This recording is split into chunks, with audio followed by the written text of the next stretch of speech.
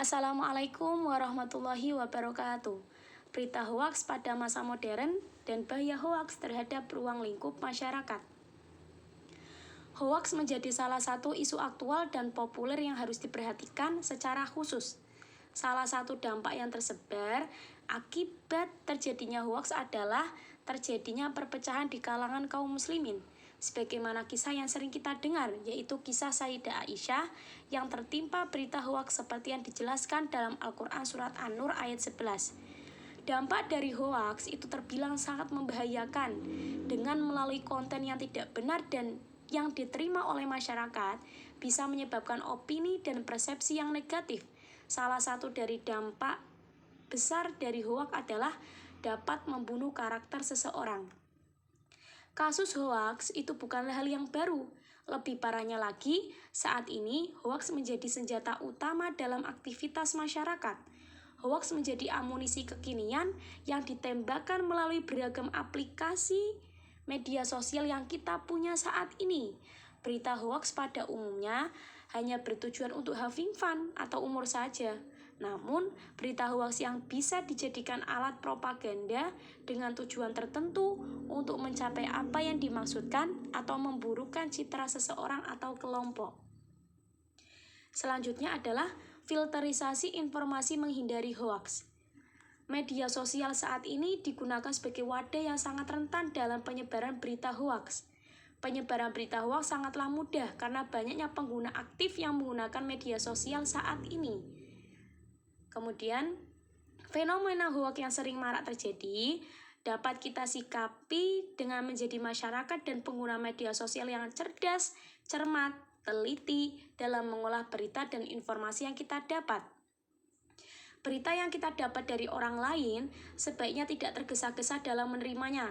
Masyarakat harus lebih aktif untuk mencari tahu dan dari mana sumber beritanya, menggali informasi lebih dalam dan jauh dari beberapa sumber terpercaya. Jangan mudah terprovokasi dengan menyebarkan luaskan kembali berita atau informasi yang kita dapat. Tahun 2016, Direktorat Reskrimsus Polda Metro Jaya telah berhasil memblokir 300 lebih akun media sosial dan media online yang menyebarkan informasi hoaks dan provokasi dari sekitar 800.000 situs yang ada di Indonesia, yang mana situs tersebut itu terindikasi sebagai penyebar berita hoaks dan ujaran kebencian yang sudah diawasi oleh pemerintah sejak lama.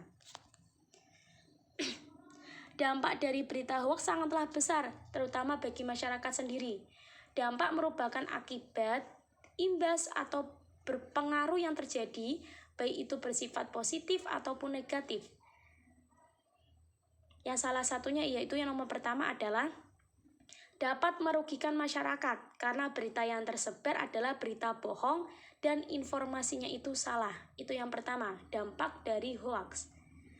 Yang kedua adalah dapat memecah belah publik baik dengan mengatasnamakan kepentingan politik maupun organisasi tertentu. Selanjutnya yang nomor 3 adalah dapat memengaruhi opini publik karena hoaks dapat memprovokator yang bertujuan untuk memundurkan masyarakat. Selanjutnya nomor 4, berita hoaks sengaja disebarluaskan salah satunya untuk kepentingan mendiskreditkan salah satu pihak tertentu yang menjadikan salah paham di masyarakat. Dan yang terakhir nomor 5, berita hoaks sengaja dibuat untuk menghebohkan masyarakat sehingga akan tercipta ketakutan dan kekhawatiran terhadap masyarakat. Hoaks dalam sejarah manusia. Dampak dari hoaks bisa kita tahu ya sangat besar bagi masyarakat. Hoaks tidak hanya bisa merusak satu generasi saja, melainkan bisa merusak generasi-generasi berikutnya tanpa kita sadari. Sebagaimana dalam kasus Al-Walid bin Uqbah ibnu Abi Mu'id diterangkan dalam Quran Surat Al-Hujurat ayat 6. Bismillahirrahmanirrahim. Ya ayyuhalladzina amanu in ja'akum fasikum binaba'in fatabayyanu ang tusibu qauman bijahalatin fatushibu ala ma fa'altum nadimin. Ulama banyak yang berpendapat bahwa turunnya ayat tersebut itu berkaitan dengan kasus Al-Walid bin Uqbah yang mana ditugaskan oleh Rasulullah untuk memungut zakat dari Bani Mustalak. Tetapi Al-Walid tersebut beranggapan bahwa Bani Mustalak itu akan menyerangnya dan bahkan mereka itu tidak mau mengeluarkan zakat. Lantas Al-Walid ini menyampaikan kepada Rasulullah bahwa Bani Mustalak itu akan menyerang kaum muslimin. Mendengar informasi yang diterima oleh Al-Walid, kemudian Bani Mustalak itu mendatangi Rasulullah dan menjelaskan kesalahpahaman yang terjadi. Lah, pelajaran yang dapat kita ambil dari kisah tersebut adalah agar kita itu melakukan cek dan recheck akan sebuah informasi yang didapat. Berita hoaks itu mudah terjadi, terutama di masyarakat yang tingkat literasinya itu masih sangat rendah. Mereka mudah menerima informasi begitu saja tanpa melakukan klarifikasi terlebih dahulu. Mereka menyebarkan informasi dengan tanpa dipertimbangkan tingkat ketepatan sebuah informasi. Masyarakat akhirnya terjerumus dalam kesimpang siuran berita yang tersebar. Sebagai seorang muslim, hendaknya dalam penyampaian suatu informasi, termasuk informasi di media sosial, disampaikan dengan baik, benar, dan bijak. Seyogyanya media sosial itu digunakan dengan bijak dan bertanggung jawab. Berkaitan dengan masyarakat, media sosial dan pola perubahan interaksi sosial dalam masyarakat memang punya kaitan yang sangat erat. Tidak ada lagi pemisah antara privasi dan yang bersifat publik. Setiap orang bebas untuk mengekspresikan diri ke ranah publik, bahkan saat ini seringkali terjadi. Sesuatu yang seharusnya bersifat privasi malah dijadikan sebagai konsumsi publik. Media sosial dan lahirnya generasi narsistik. Istilah narsis atau narsisme pertama kali dipopulerkan oleh Sigmund Freud. Sigmund Freud menggunakan istilah tersebut untuk beberapa fenomena perilaku seseorang sebagai berikut.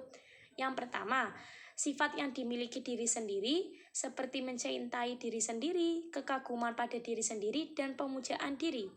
Yang kedua, rasa takut terkait dengan harga diri seseorang yang takut kehilangan cinta dari orang lain. Yang nomor tiga, motivasi dalam hal kebutuhan untuk dicintai, usaha untuk tampil dengan sempurna dan percaya diri di depan orang lain. Membuat dan menyebarkan berita hoaks, salah satu tujuannya adalah untuk merusak tatanan masyarakat. Pesatnya peredaran informasi di media sosial seringkali ditandai dengan proses literasi yang tidak memadai serta kurangnya klarifikasi kebenaran dari suatu berita. Akibatnya adalah informasi yang benar dan salah menjadi campur aduk. Banyak pengguna media sosial yang menyalahgunakan dan tidak bertanggung jawab. Sikap yang harus kita ambil dalam menerima berita dari seseorang adalah bertabayun. Tabayun juga merupakan antisipasi dalam penyebaran berita hoaks yang bisa dilakukan sejak dini dan lebih maksimal. Sehingga tidak akan ada namanya berita hoaks dan bahayanya jika kita selalu menerapkan sikap tabayun di kehidupan sehari-hari. Terima kasih. Wassalamualaikum warahmatullahi wabarakatuh.